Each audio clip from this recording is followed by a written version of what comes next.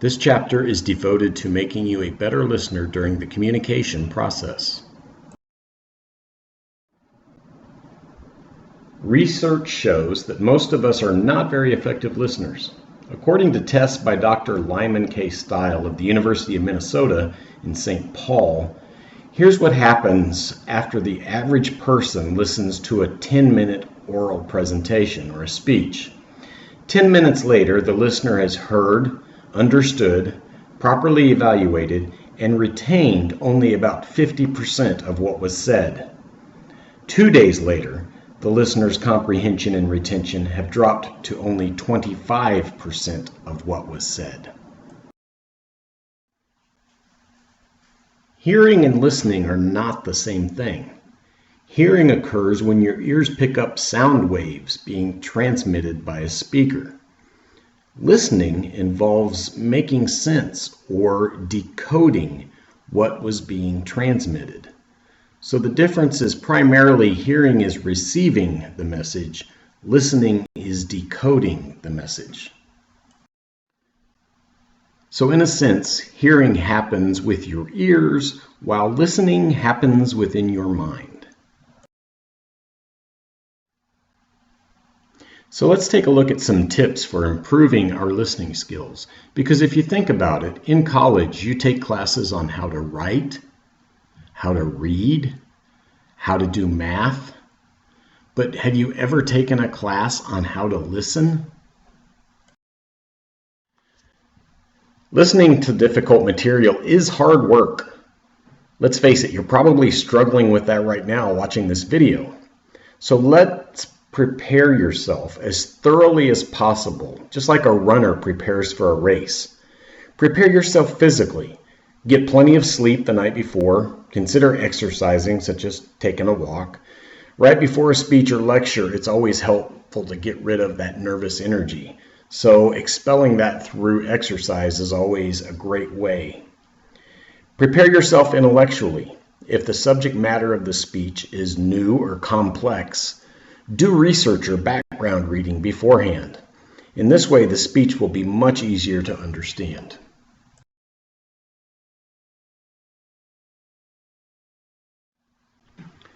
When you're listening to complex material, you can't expect to lean back and let it pour into your mind the way you do when you're watching a movie. You must be alert and energetic. Give total concentration to the speech with your eyes on the speaker, your ears tuned to the speaker's words, and your mind geared to receive the message. As you listen, you need to analyze the material in a systematic way. Focus most of your attention on key ideas rather than on extraneous details. Also, look to see if the speaker develops his or her key ideas with support materials such as examples, stories, and statistics, as these are often easier for your mind to grab onto and retain. One of the best techniques for analyzing a speech is note-taking. We'll take a look at that next. Taking notes is an important tool for effective listeners. Taking notes has 3 advantages. 1, it gives you a record of the speaker's most important points. 2, it sharpens your ability to listen analytically. And 3, it's a good way to keep your attention on the speaker's words and not let your mind wander. You probably do this already in many courses.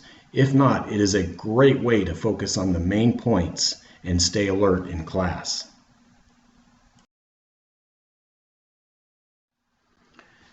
There are many ways to take notes.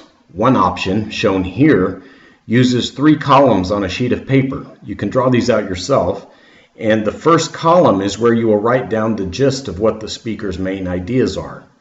In the second column, you will jot down the supporting materials that the speaker is using to develop these main ideas. And in the third column, you will make a note of any questions or concerns that come to mind during the speech. Perhaps there's an issue that needs clarification. Maybe you need to ask about it during the question and answer period, or you can do a follow-up on your own using the internet.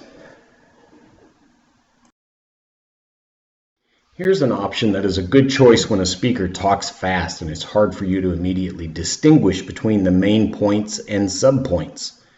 With this system, you write down one note per line, as shown in the sheet on the left.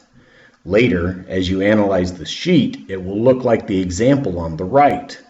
You can use a highlighter to mark the key ideas and a red pen to circle items that you need to follow up with.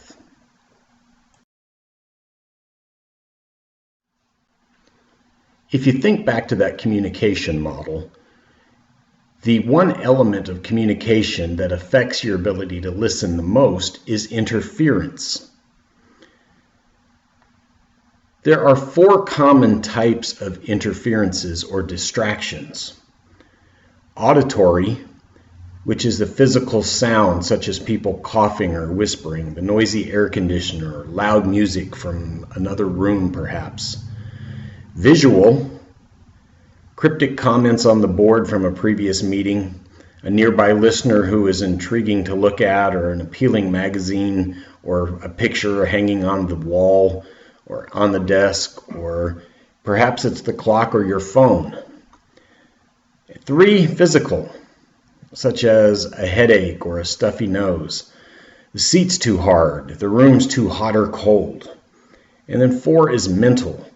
And these are daydreams, worries, preoccupations, things that are mentally keeping you from listening effectively. We need to work hard to overcome all of these distractions. Some listeners look directly at a speaker and seem to be listening, but in reality they're just pretending. Their minds are not in the present moment. If you engage in fake listening, you might miss a lot of the important information being delivered in that particular communication process. Even worse, you risk embarrassment if you're suddenly called upon to make a comment about what the speaker has been saying.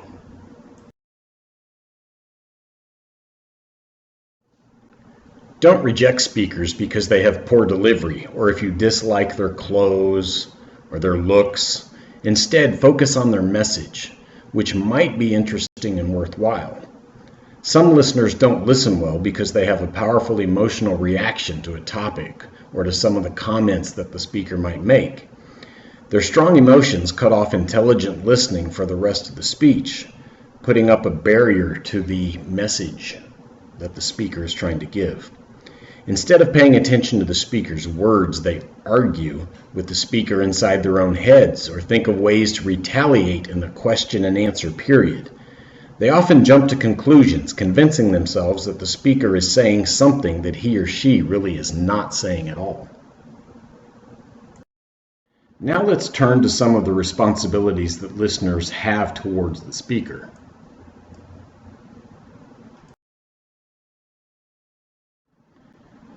The first responsibility is to avoid rudeness. If you're engaged in a conversation with a friend, how would you feel if your friend yawned or fell asleep, or started reading a book? You'd be upset by your friend's rudeness, wouldn't you? Many people never dream of being so rude to a friend in conversation, yet when they sit in an audience, they are terribly rude to the speaker, often forgetting the environment. They fall asleep. They study for a test or carry on a whispered conversation with their friends. They're texting, they're looking at their phones. Everyone should follow the golden rule of listening unto others as you would have others listen unto you. In other words, you should be listening attentively and courteously, because when the situation is reversed and you're giving your speech, you're not going to like it if somebody in the room is texting, not paying attention, or completely distracted in some manner. You'd want your audience to listen attentively and courteously. It is rather rude and insulting for the speaker when members of the audience uses devices like cell phones, iPods, text messages, whatever they may be doing.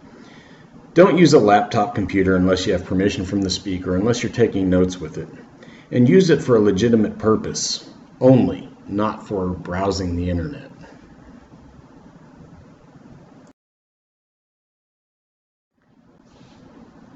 Some students claim that they are multitaskers and are capable of using electronic devices and listening to the speaker at the same time. These students are often overlooking two important issues. One, while listeners avert their eyes and perform non-listening activities, the speaker usually interprets that behavior as disrespect or rejection. Two, although multitaskers think they're performing all activities effectively, studies have shown that comprehension suffers during multitasking. For example, researchers at Cornell University arranged for two groups of students to listen to the same lecture and then take a test immediately after it. One group was allowed to use their laptops to browse the internet during the lecture, while the other group was asked to keep their laptops closed. When they were both tested, the students with open laptops remembered significantly less information from the lecture than did the students with closed laptops. The bottom line, multitasking is both rude and ineffective. Listeners should encourage the speaker as much as possible. Give them your full attention and let your face show interest and animation in what is being said. The more encouragement a speaker receives, the better his or her delivery is going to be. So we, the listeners, get a payoff for ourselves. The better the speaker, the easier it is to listen. There's that transactional process that was described in that model. And it is easier to listen the more we understand, remember, and gain knowledge of.